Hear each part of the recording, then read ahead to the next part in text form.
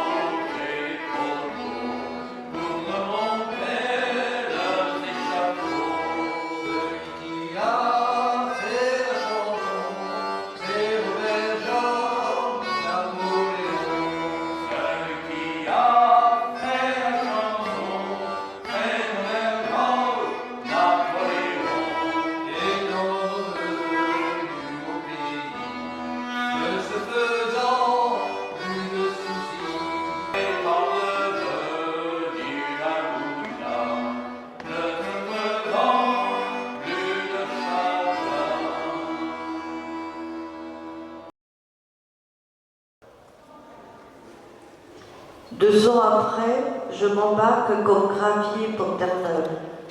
Je ne sais pas exactement ce que je vais y faire, mais à la ferme, la vie est dure. J'ai 7 frères et sœurs, trop de bouches à nourrir. Nous avons embarqué à plus de 120 gamins de 12 à 14 ans sur un 3-mâts au départ de Portrieux. 28 jours de traversée pour nous tous qui n'avions jamais mis les pieds sur un bateau. La traversée a été dure à cause du mauvais temps. Beaucoup d'entre nous ont eu le mal de mer. Là-bas, nous avons découvert le travail des graviers. Bien étaler la morue au sec sur les graves, les galets des grèves de Saint-Pierre pour qu'elle sèche au soleil, et le soir, la ramasser en temps sur la surveillance de contremaître pas très commode. Levé à 5 heures du matin et couché avec le soleil, la journée en aide au déchargement des barques qui ramènent la morue pêchée au filet autour de l'île. Le travail n'en finit pas au chauffe-eau. La morue y est préparée avant la mise au séchage. Les boyaux s'empilent dans l'eau sous nos pieds.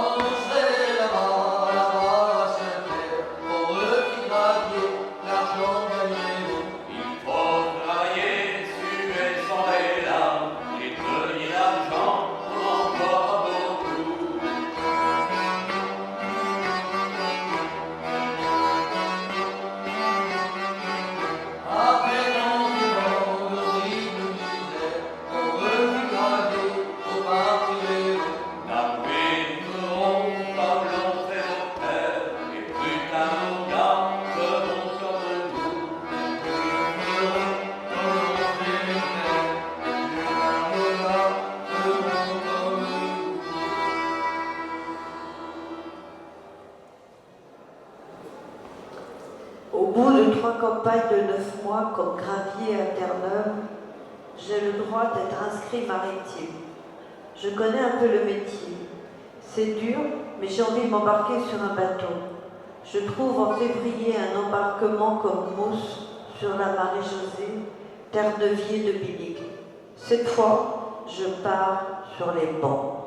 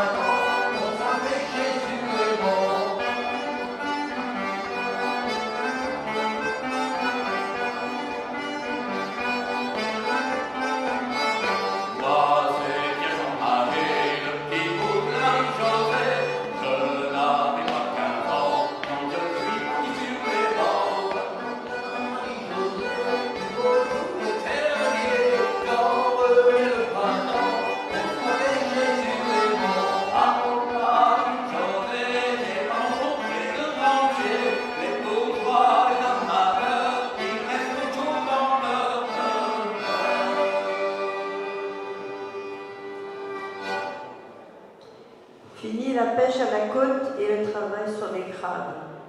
Je découvre la pêche sur les bancs. Sur notre bateau, au départ de Binic, il y avait 16 doris empilés sur le pont. Maintenant, chaque fin de journée, les doris partent dans toutes les directions pour tendre les lignes de fond. Pendant la journée, j'aide le cuisinier, mais je dois aussi écraser à coups de pelle les bulots pêchés au casier. Ils vont servir d'appât sur les hameçons des lignes. Les marins, pour chaque doris, boitent 2 kilos de ligne avec un hameçon tous les 2 mètres. Il en faut des bulots. Chaque matin, les doris partent relever les lignes et reviennent au bateau chargés de morues. Les dorissiers les balancent sur le pont et le trancheur se charge de les préparer. J'aide au lavage des morues tranchées. Il ne faut pas de traces de sang. J'ai les mains plongées toute la journée dans un tonneau d'eau de mer glacée.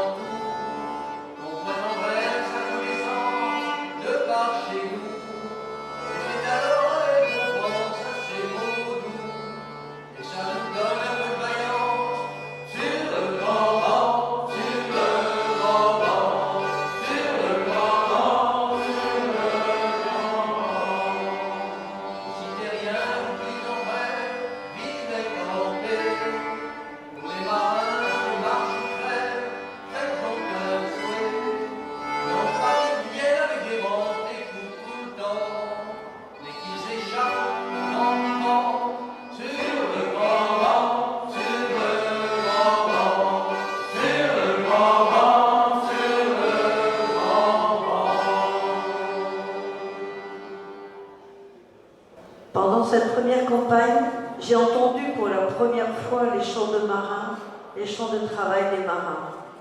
Ces chants nous aident pour manœuvrer les voiles, pour pomper la cale ou pour virer au guindeau.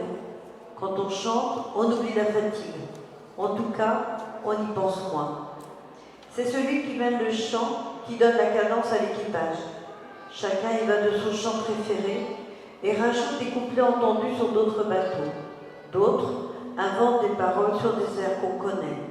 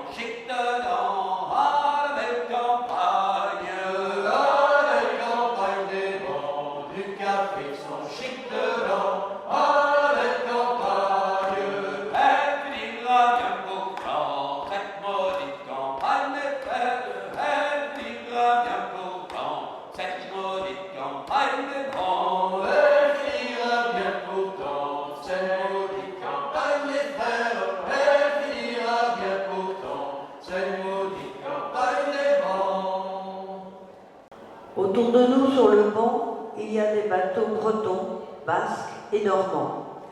D'après les anciens, c'est ici le point de rencontre des eaux douces du Saint-Laurent, du courant froid du Labrador et des eaux plus chaudes qui viennent des Antilles. La morue y est abondante.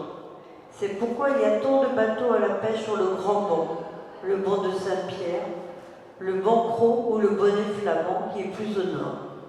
Ici, on pose les lignes par moins de 100 mètres de fond, tant que le poisson donne. Il faut changer de place quand la morue se fait plus rare.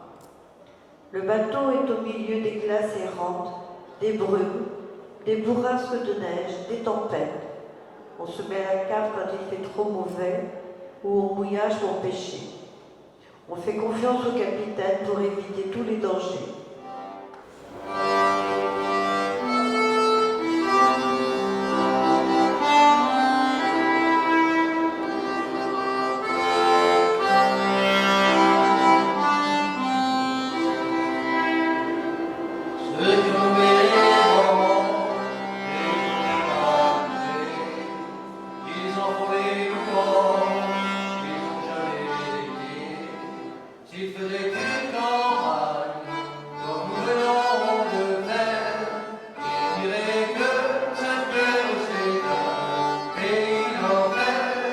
Yeah.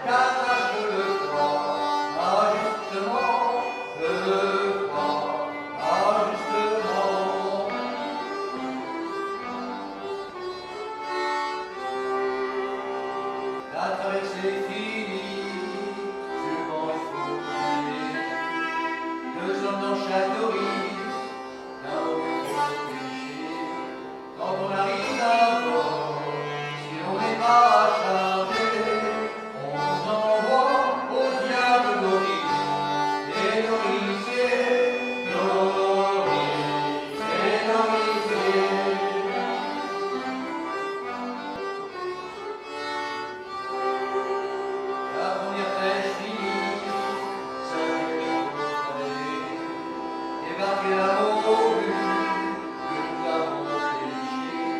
Les officiers me disent, alors dépêchez-vous. Ceux qui sont aux galères sont plus heureux que nous, sont plus heureux que nous.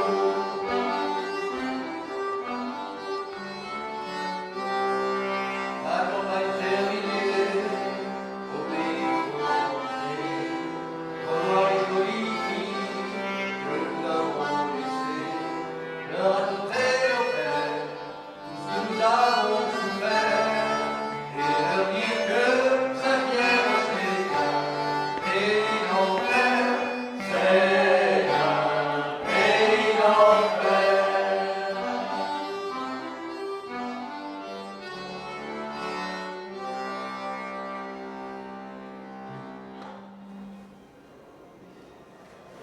Le 12 octobre, après 9 mois de pêche, nous sommes de retour à Binic. D'autres bateaux sont déjà rentrés. Il ne manque que 2 bateaux. Les femmes sont inquiètes et nous demandent des nouvelles dès que nous débarquons. Avez-vous vu l'Angélique et l'Henriette? Nous ne les avons pas vues depuis des mois. Le déchargement du poisson commence et je vais bientôt poser mon sac à terre. Les 2 terres de vie manquants arrivent enfin, ensemble, 3 jours plus tard. Toute la flottille restera le long des quais, désarmée jusqu'à la fin de l'année. Pour l'hiver, je reprends la route de Kermaria pour y retrouver mes parents. Je retrouve mes amis aussi. Et ces quelques mois à terre nous font renouer avec le pays et nous retrouvons le plaisir de partager les fêtes pour les mariages.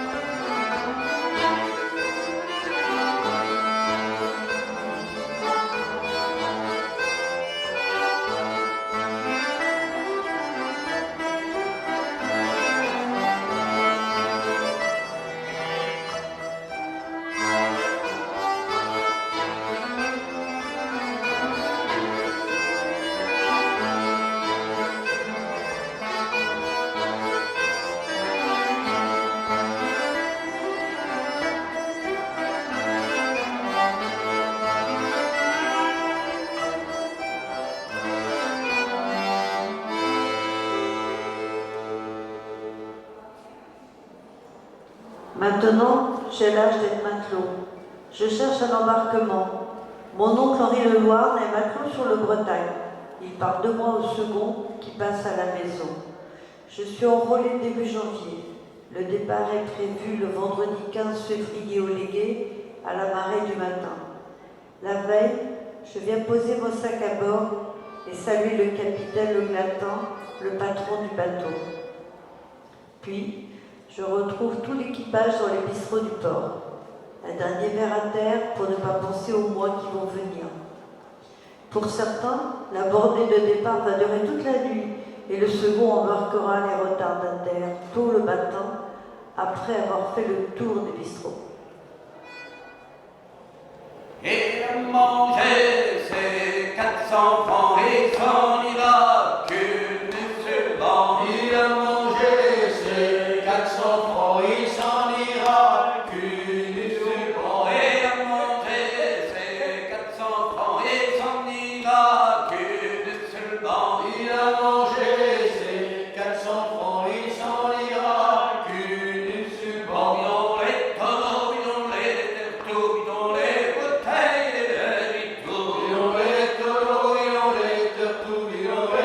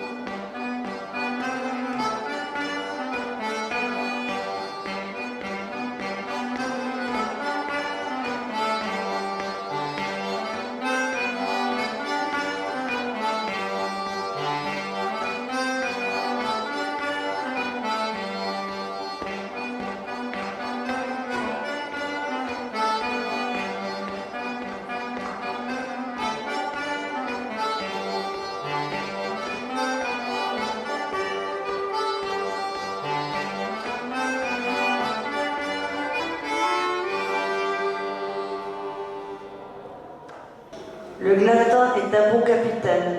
L'ambiance est bonne à bord. Mon oncle me prend vite en main pour me montrer le travail. Le second, Kerouas, gueule beaucoup, mais il n'est pas méchant et sait être juste avec l'équipage. Il paraît que j'ai de la chance, que c'est pas pareil sur tous les bateaux. Certains capitaines et certains seconds ont une sale réputation.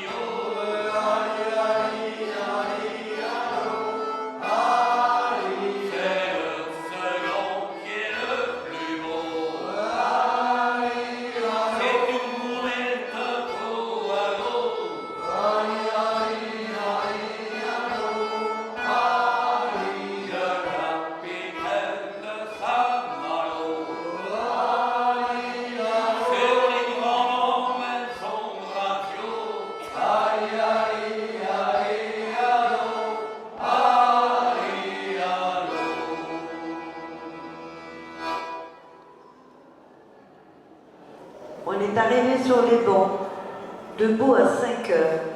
Je monte dans le Doris avec mon patron doricier, un gars de Ploie. Pour aller relever les lignes, le travail dure environ 4 à 5 heures par botton, mais le double si le vent fraîchit. Alors il faut tenir le Doris bout au vent et à la lame pendant qu'on remonte les lignes. Les morues remplissent le fond du Doris qui s'alourdit de plus en plus. Dans ce cas, on est mort de fatigue quand on retrouve le bateau. Si par malchance la brume nous tombe dessus, la cloche ou la corde de bruit du bateau nous guide pour revenir à bord.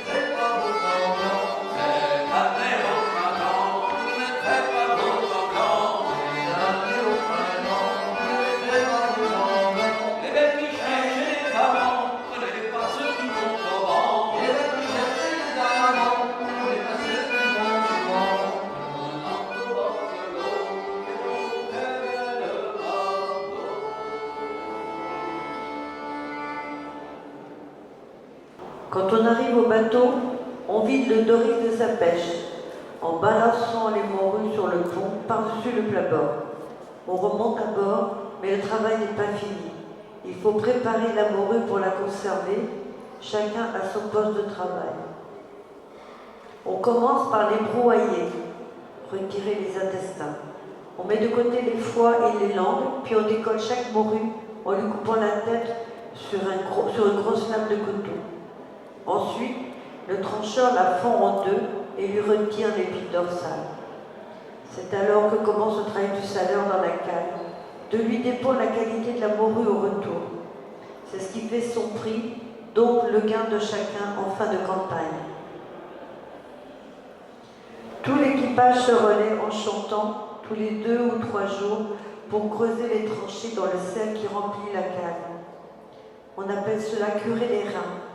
Le saleur place la morue avec précision, à plat, dans la tranchée, en la couvrant de la dose de sel nécessaire selon la taille des poissons. Trop de sel brûle la chair, trop peu entraîne la pourriture.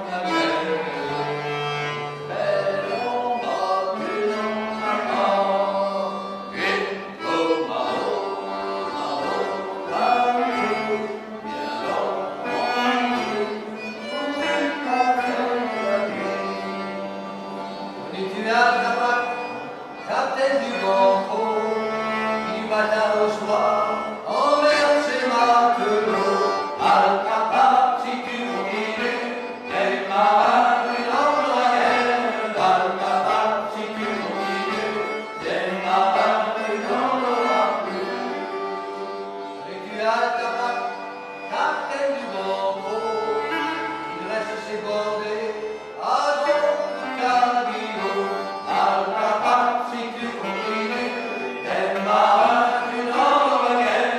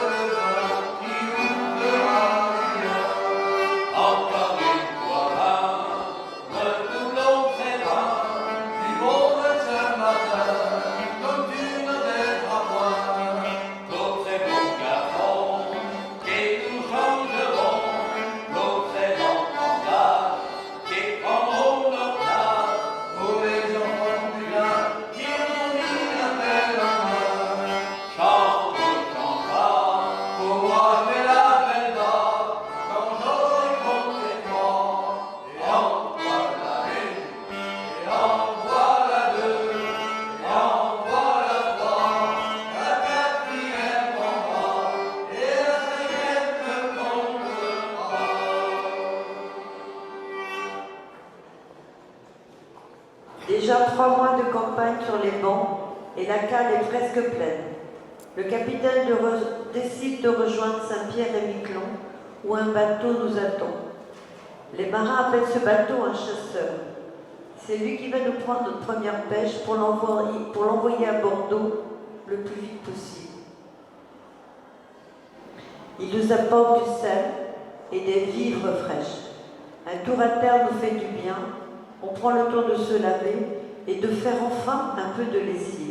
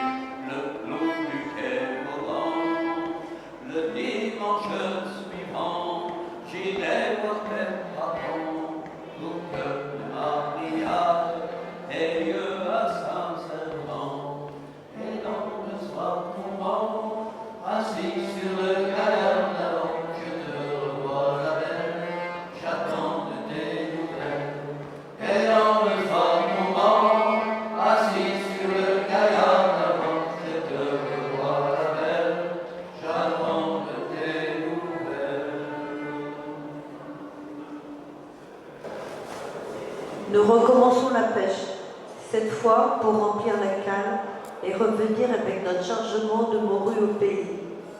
La cale est de nouveau presque pleine. La fin de campagne approche. Un dernier rein a été creusé. Sûr, on va débanquer bientôt. Il faudra encore remonter une dernière fois le mouillage. On avait filé 300 mètres de chaîne au moins pour que l'encre croche bien. Des champs-virés se succèdent pour nous donner du cœur à l'ouvrage, car ça va durer quelques heures avant que la pioche n'arrive à poste.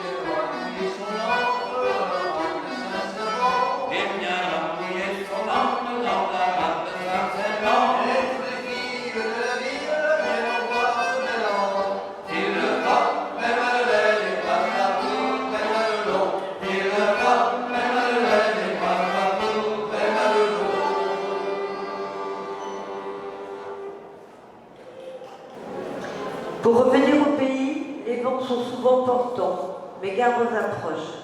Plus d'un Terre-Neuvier s'est mis à la côte à Ouessant, à Bréa ou au Minquier et s'est éventré sur les cailloux. Cette fois, tout s'est bien passé et le flot nous porte dans la baie Saint-Brieuc. Le port est en vue, la digue toute proche. Nous avalons les dernières voiles. Un doris porte une haussière à terre. Le bateau va tirer le long du quai. 4 ou 5 femmes et de vieux marins mettent l'haussière sur l'épaule. L'un d'eux mène à la goule, lâchant un dé à l'aile. Le bateau est à quai. Encore une campagne terminée.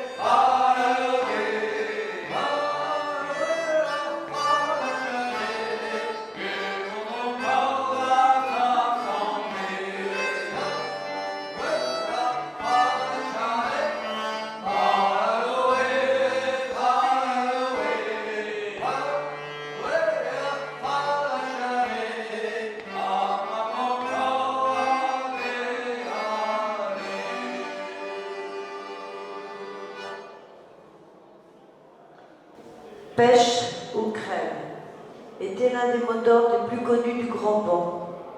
Malgré les souffrances et les successions de sinistres qui endeuillaient régulièrement les ports d'armement et les villages voisins, les hommes réembarquaient chaque mois de février ou de mars pour Terre-Neuve ou Listone. Leur motivation était simple, Ar Barawa. Le pain était là-bas.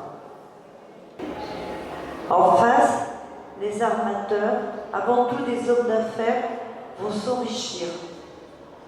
Autour d'eux, des maisons d'armement vont associer rentiers, commerçants et artisans locaux attirés par les bénéfices.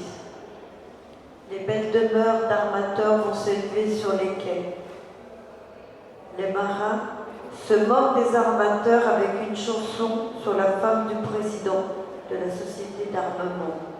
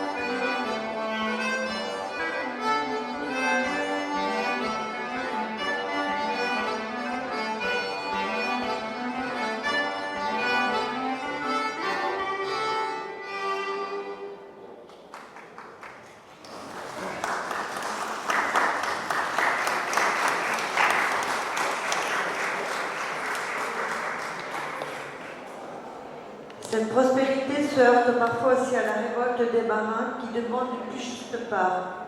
En 1911, les pêcheurs refusent d'embarquer à Saint-Malo, Saint-Servant, Cancale et Granville.